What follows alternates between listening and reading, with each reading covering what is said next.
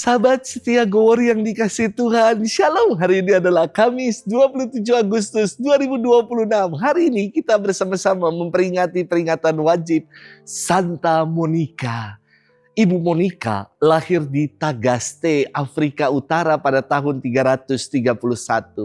Ketika ia berusia 20 tahun, ia menikah dengan seorang pemuda kafir bernama Patricius. Patricius adalah pejabat Romawi yang karakternya buruk.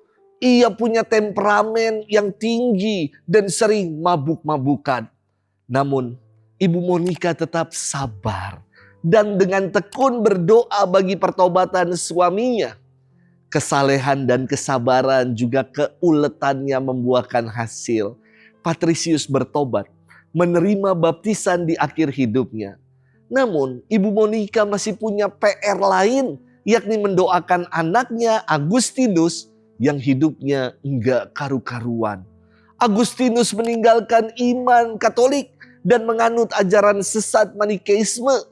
Ia hidup dalam perkawinan yang tidak sah dan mempunyai seorang anak di luar nikah bernama Deodatus. Selama bertahun-tahun Ibu Monica berdoa, berpuasa, bahkan mencucurkan air matanya. Hingga dikatakan bantal Ibu Monica selalu basah, selalu lembab. Allah mendengarkan doa Ibu Monica yang setia. Agustinus meninggalkan gaya hidupnya yang penuh dosa itu.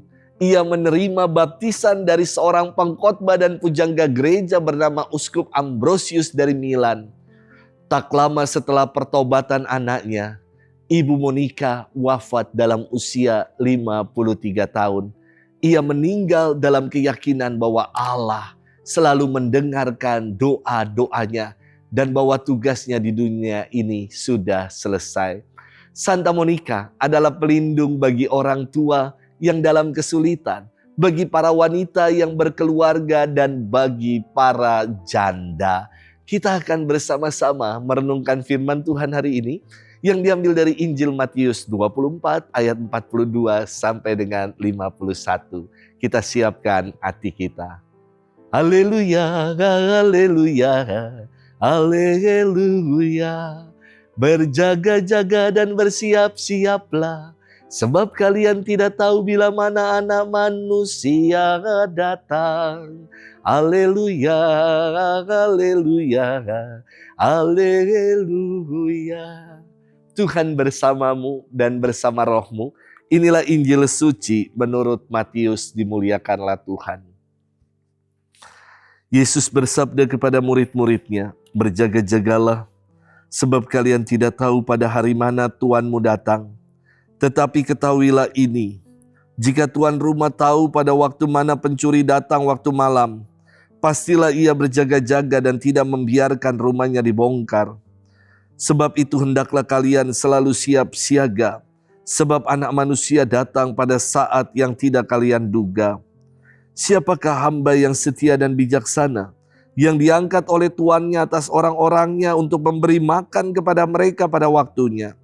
Berbahagialah hamba yang didapati tuannya sedang melakukan tugasnya itu ketika tuannya datang. Aku berkata kepadamu, sungguh, Tuhan itu akan mengangkat dia menjadi pengawas segala miliknya. Akan tetapi, jika hamba itu jahat dan berkata dalam hatinya, Tuanku tidak datang-datang, lalu ia mulai memukul hamba-hamba lain dan makan minum bersama para pemabuk, maka Tuhan hamba itu akan datang pada hari yang tidak ia sangka dan pada saat yang tidak ia ketahui. Maka hamba itu akan dibunuhnya dan dibuatnya senasib dengan orang-orang munafik. Di sanalah akan terdapat ratapan dan kertak gigi. Demikianlah sabda Tuhan, terpujilah Kristus. Sahabat setia Gowor yang dikasih Tuhan, Shalom. Saya teringat ketika menjalani tahun orientasi rohani, yakni fase awal, masa awal dalam pendidikan calon imam di Seminari Tinggi Keuskupan Agung Jakarta. Buat saya masa awal itu adalah masa yang berat. Kenapa saya katakan masa yang berat?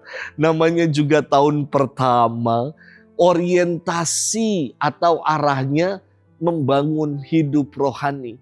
Maka yang diasah adalah hidup doa dan hidup kerohanian. Pagi-pagi benar jam 5 bangun, bersih-bersih seminari. Setelah ngepel, nyapu, bersih-bersih semuanya, kami mandi dan harus meditasi 1 jam sebelum misa. Lalu setelah acara makan, entah pagi, siang juga malam, ada visitasi. Yakni visit itu berkunjung untuk berdoa di hadapan sakramen Maha Kudus di kapel.